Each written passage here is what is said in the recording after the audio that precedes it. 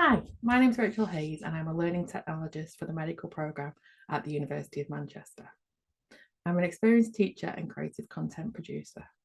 I draw on my experience to promote the use of technology and learning design that is fully accessible, proven to support learners and has real-world applications. I chair the university's Disabled Staff Network and I'm also an editor for the Association of Learning Technologists blog and a principal examiner for Cambridge Assessment International Education. I'm here today to talk to you about Authentic Prescribing Safety Assessment and how we can go about improving medical students' prescribing skills through bespoke electronic prescribing systems. In this presentation, I will cover prescribing and medicine safety team, who they are and what they do, learning technologists, how we became involved in this project, what OneMedLearn is, the OneMedLearn PSA tool that we have developed. Then I will do some reflection and look at our next steps before leaving time for some questions and demonstrating how you could submit your questions to me, and then providing some further references and reading. I'm now going to hand you over to Dr. Hiten Mitha from the University of Manchester to tell you more about the Prescribing and Medicine Safety Team, electronic prescribing, and the Prescribing Safety Assessment, also known as the PSA.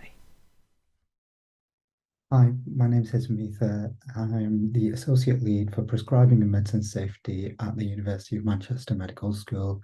And I'd like to present to you the use of electronic prescribing platform in the undergraduate programme here at Manchester. But I'll talk about the non-technical aspects of it. So let me start with a little bit of background and understanding of the importance of this project. Prescribing is the most common therapeutic intervention for patients. It's a task that qualified doctors must be competent and confident in from the first day of work during their foundation training. The data shows that foundation trainee doctors are responsible for the majority of prescribing in NHS secondary care. So from a patient safety perspective and a learning need, this is a core competency. Traditionally, prescriptions have been completed as handwritten forms, but the majority of trusts and all primary care practices are already using electronic systems for prescribing.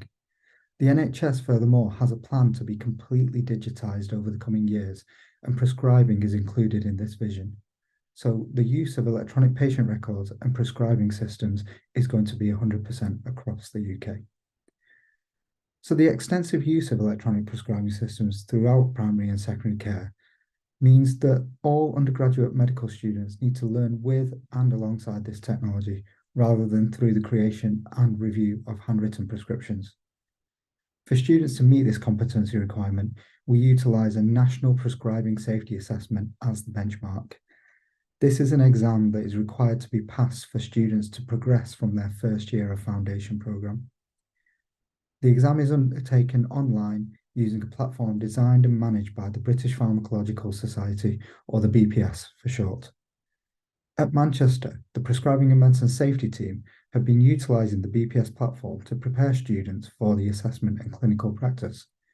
We're able to set formative assessment questions related to the case material for students to practice their prescribing skills. The platform itself is excellent, as it strips away the complexities of a full patient record system and allows focus on just the prescribing competence. One key aspect of the platform is being able to access a managed drug bank or a drug library that aligns with what is available nationally. It's geared towards student learning rather than clinical care, as it allows automatic marking based on an author-defined mark scheme, along with some formative feedback that, again, can be generated by the question author. Real clinical systems follow an ongoing timeline and an audit trail that doesn't allow any tailoring towards educational purposes. However, as a separate tool, the BPS platform has been segregated from the student learning journey, and therefore it was a large barrier to integrating prescribing into the curriculum, especially as Manchester students follow a blended learning format. Integration into Manchester's virtual learning environment has allowed the students access to formative learning as part of their case-based learning. It also gives the students the opportunity to follow thought processes and a clinical reasoning path that a doctor may take in understanding and managing patients as they would do in real clinical practice. Utilizing a plugin means that we're able to continue to manage the content in the back end of the BPS platform hub, which is really important for security and cataloging of the content that we've got, as we also use this same platform for assessments, not just teaching. So let's move on to the functionality of the platform by showing you an example case. The cases are set out with the presentation in the blue box, as you can see, and the prescribing request or the question in the green box. Once a candidate is ready, they proceed to completing the prescription. As they start typing the drug name, a drop-down list derived from the drug bank will appear. This replicates all electronic prescribing systems in real clinical practice, and that's very important to ensure that they are prepared for working life. This library of drugs is managed nationally and locally to ensure that it's up to date and complete. The dose, route, and frequency boxes are predefined restricted inputs, which allows for control of the mark scheme and therefore the ability to generate final marks for answers, as you can see here. In addition to the scoring, the author of the question item includes justifications and formative feedback, allowing students to clarify their answer and understand the optimal answers as well as what they've put in there. We use these questions in a variety of settings, from live taught sessions to assessments within the BPS platform. But the new thing with the ability for students to have the question integrated into the VLE ensures that blended learning is delivered efficiently and with minimal barriers to access, and it still gives all the same functionality that the BPS platform offers. So now I'm going to talk about OneMedLearn and how formative assessment works within our e-learning content. OneMedLearn is the VLE for the medical program. It's a WordPress-based program. Years 3 to 5 of the program are clinical experience years, where students work within the NHS to learn clinical skills and a variety of rotations, also known as specialisms, within their clinical education campus. Teaching and learning materials on OneMedLearn are structured as case presentations, whereby a fictional patient presenting with a set of clinical symptoms is presented to students who work through information and interactive learning activities to develop their clinical reasoning skills in presenting differential diagnoses and determining treatment options following NICE guidance and NHS guidelines. So I'll just show you what the OneMedLearn platform looks like. Okay, so this is an example from the year 3, where you can see there are 4 components. You go into one of the components which contains the cases. You'll see here a list of individual cases or activities, one for each week. This is week 23, health behaviours, diabetes and endocrine. And within that, you can see that there are lots of pages with things like guidance and resources, remembering prior knowledge, and the case introduction, background clinical information. And throughout, you can see that there are H5P activities with different types of questions, open essay questions, MCQ questions. We use HTML as well to create more open questions and provide the students with feedback or examples. So they work through these and it helps them to develop their knowledge and understanding. Okay, so just to recap, the students use the PSA platform in year 5 to sit their final exam. The prescribing team can set formative assessment questions related to the case material for students to practice their prescribing skills on the platform. It's best practice to have these activities linked to their OneMedLearn case materials to replicate clinical work. Feedback from the students was that they did not like having to move from OneMedLearn to the PSA platform. The reasons given were that it requires a separate login and they need to review the case materials on OneMedLearn at the same time. So they're looking at the fictional patients and their information and then trying to prescribe something that fits their diagnoses. The challenge was set when the prescribing team reached out to the medical program's e-learning technologists, which is myself and Christopher Sutton. And the question was, could anything be developed within OneMedLearn to replicate the PSA platform? So the initial stages of this project required some project management skills, whereby we had discussions between e-learning specialists and prescribing specialist academic clinicians to identify and understand their initial ideas and the requirements of the proposed OneMedLearn PSA tool. An online meeting took place with the prescribing team and e-learning to discuss and understand the needs of the programme, staff and students. The prescribing team demonstrated the PSA platform, how they created questions and what it looked like to the students, and provided e-learning with access to the system. We discussed the various options using existing resources, reviewed the PSA platform and developed some potential solutions, demonstrating these to the team in additional online meetings. So these are the potential solutions we came up with. The first one was because OneMedLearn allows you to use code to design the appearance and function of pages and items within the page. One option was to use WordPress shortcode to create input fields, and that's what you're seeing on the screen now. The students could write their answers in the boxes on the page, and the solution could be provided within a HTML spoiler. The benefit was that this was easy to create and possible to implement immediately. However, it could not provide the students with a true replication of the PSA platform, as responses were not marked correct or incorrect. Feedback could be provided, but it would consist of an image of a table and text-based feedback within a spoiler, which the students would select to reveal. This would rely on the students' dedication to testing their knowledge and understanding through attempting the question before revealing the answer. The prescribing team decided to use option A as an interim solution in the academic year 21 to 22. It gave more flexibility for feedback to be structured as per the PSA. So this is an example of one here. Option B, another option that we could provide the academics with, was to use H5P's open source content to create a HTML5 advanced fill in the blanks question type and embed that within the website. H5P is an open source content collaboration framework based on JavaScript that allows us to create a wide variety of activities for students within OneMedLearn. It's our preferred tool. We determined that we could use this to recreate the PSA questions. Students could then select a response from the drop-down menu. So the top one is the text input solution and the bottom one is the drop-down menu solution. So we gave them the options there. Either of these options will provide the students with immediate and advanced feedback by highlighting the correct and incorrect responses alongside overall feedback, as you can see on the screen there. The benefit of this option was that H5P will be familiar to students as it's used throughout the learning materials on OneMedLearn. However, the overall feedback text response is limited to 233 characters by H5P, which is much too short for the type of feedback required in relation to an optimal response and suboptimal options.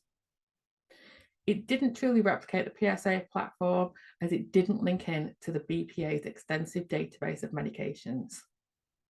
So option B was subsequently rejected due to the limitations of feedback.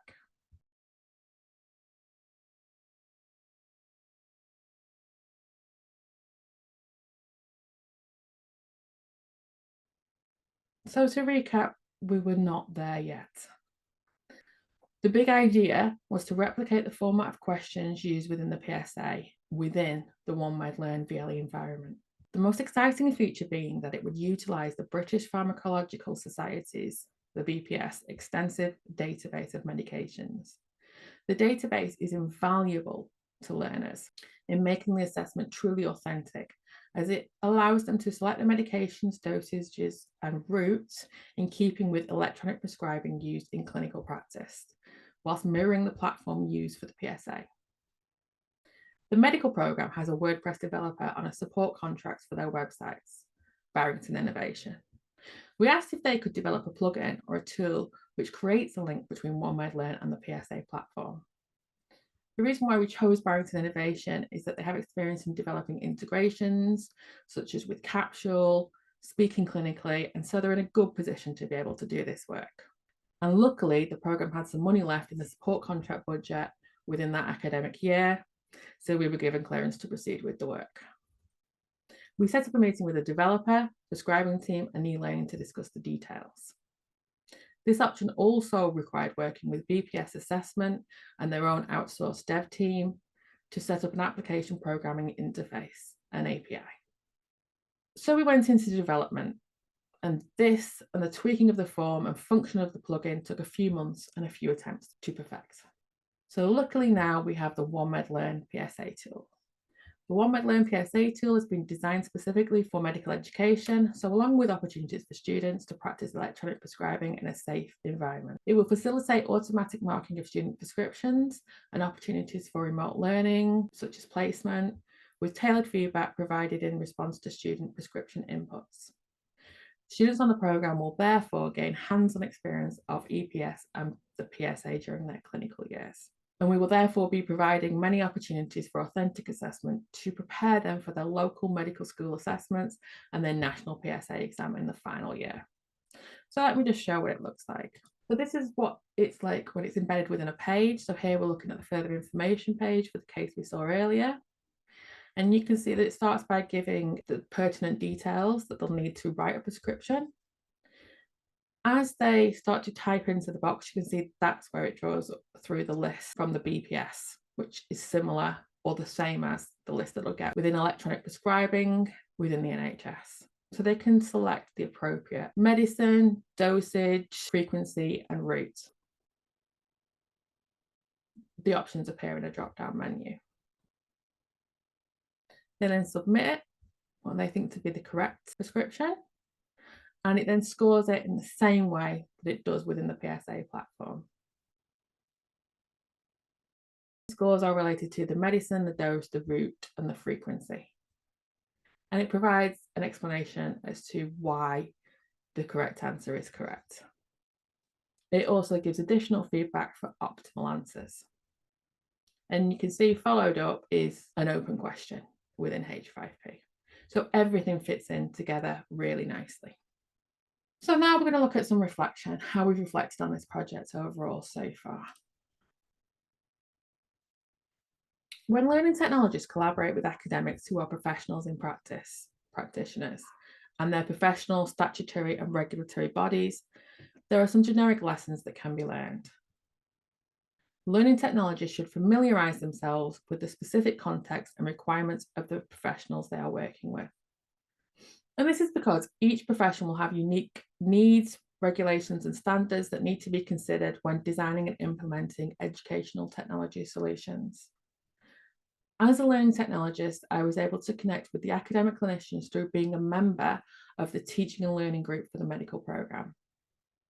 Membership has given us access to all the key people within the programme, and we've been able to witness and participate in high-level discussions in relation to the teaching and learning activities on the programme. And so we've been able to gain invaluable insight to the project work and the working preferences of academics or clinicians. This allows e-learning to work more effectively with academics and clinicians to achieve the best outcome for authentic assessment. Another lesson to learn is collaboration. Effective collaboration is crucial. Learning technologists should be involved in the design and development process alongside practitioners to ensure that their technology aligns with the needs of the profession. Professionals should be actively involved in the design and development of any technological solutions.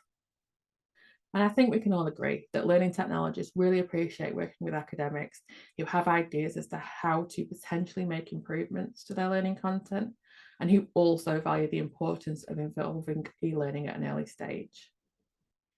Early involvement in discussions means that e-learning can contribute to ideas generation and development processes. Again, I'm sure you can agree that e-learning professionals find working with academics on projects like this one rewarding and beneficial to teaching and learning practices. Many e-learning professionals will form close working relationships with specific academics or clinicians and can really contribute to enhancing their work. It also allows them to contribute and collaborate on further support teaching and learning activities, which enables both parties to achieve their goals and provide the best experience for students. The next bit of reflection is about bridging the gap. Learning technologists play a vital role in bridging the gap between academia and practice through facilitating meaningful connections between theory and real-world applications, thereby ensuring that the educational technology supports the development of practical skills and knowledge required within the profession, alongside adhering to specific regulations and standards that govern practice. It works the other way too, as professionals should be actively involved in the design and development of any technological solutions. When working on projects like this, you need to utilize any project management skills you have or develop some project management skills. Within this project, my experience in project management was vital to ensure that all parties understood each other and formed a good working relationship.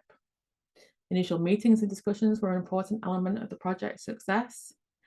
And a key requirement is for learning technologists to conduct things like needs assessments, gather feedback, and engage in design cycles to create solutions that meet specific requirements. It's a good idea to create a project specification. Everyone has a different idea of what they want to get out of a project, and so you have to have them all meet in the middle. Creating a project specification is important to prevent creep. It aids communications between academics and developers. It's useful come budget review time. It provides reassurance to all as it contains their specific requirements. And one specific requirement on this project from BPS was that there was no data collection. And obviously, when program management needed the detailed information on how their money was spent, it was easy to provide that. Once a supportive working environment was established, creative thinking and problem-solving skills are enhanced, and the ideas generated become more fine-tuned, sophisticated, and likely to succeed. Follow-up meetings dedicated to creative exploration and discussion were valuable and important in relation to developing not just the project ideas or concepts, but also the group's working relationships. This was, of course, a lengthy process of testing. I've been able to manage this process, and working with so many different people has been an invaluable experience. Using project management and communication skills, I was well placed as someone who understood the language of both the academic clinicians and the developers or programmers. And so I was able to translate requirements between the two groups and lead the project to the point of implementation. It's important to also include evaluation and feedback for improvements to effectiveness and the impact of the technology within the program and on the learners. And also, final point, don't forget your ethics. Another key role is for both parties to consider ethics in relation to privacy, data security, and equity to ensure that any development in the use of technology is responsible. Manchester was the first medical school to see the potential and great opportunity in the use of the platform, and our close working relationship with the BPS has allowed us to ensure that the platform that was initially designed purely for assessment purposes has now been developed into a functional teaching tool.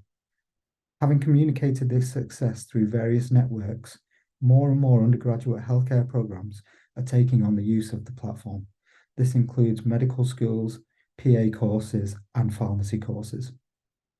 The idea of utilizing a plugin to create a seamless integration has now made the platform a more accessible and an even more exciting proposition for other higher education providers.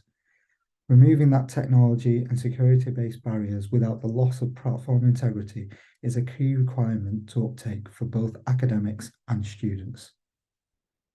The ultimate benefit, though, clearly lies with the students, who are now able to practice their prescribing skills in a way that will be conducive to their professional life. Although once qualified, patient care is undertaken in a holistic manner. During training, it's important that each component of care can be learnt and practiced independently while still part of a case narrative. And this is where the plugin excels. So I hope this has given you an insight into the importance of the project and also some key aspects of using the electronic prescribing platform. I think key take-home messages for me are that integration into our VLE will ensure that the learning is undertaken at relevant points for the students, rather than as separate parts of the curriculum.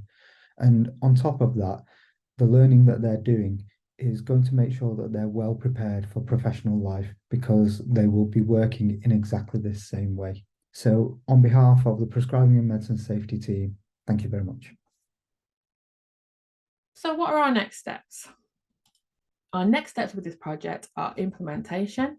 In the next academic year, students on the medical programme will benefit from authentic assessment using the OneMedLearn PSA tool within their online cases, and we will review the impact of the tool alongside its continued development. All prescribing questions in year 3 are being replaced with the ones written using the PSA tool. The PSA tool spec version 2 is currently out for development, and this will incorporate the PSA MCQ questions and be rolled out alongside the other question types. The success of this project will be reviewed with the students via block evaluation forms, informal feedback from PBL tutors teaching in the CECs, and student feedback forums, including reps. Recommended resources are included within the slides of this presentation. And don't forget to shout about any work that you're doing.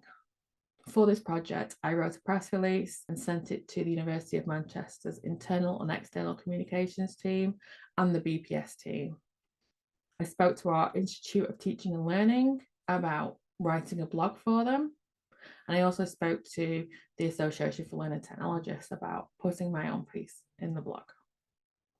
The prescribing team attended the International Clinical Skills Conference to present the solution from their point of view. And I've included references of these press releases within the slides of this presentation. But essentially what we have is an improved e-learning experience for students. Okay, now's the time where you might have some questions. And because this is a recorded presentation, I'm going to give you some options as to how you can get your questions answered. You're welcome to email us, and our email addresses are on the current slide. We've also created a Padlet. The link is on the slide alongside a QR code, so please do contribute by asking your questions in that open forum. Finally, here's the recommended resources. So if you're interested in developing your project management skills, looking at accessibility, writing in HTML code, or looking into e-learning frameworks that I use within this project, they're on the screen. These are more references for the sources that I've used to create this presentation and the project. So obviously use One Word Learn, H5P, and looked at the Prescribing Safety Assessment from BPS.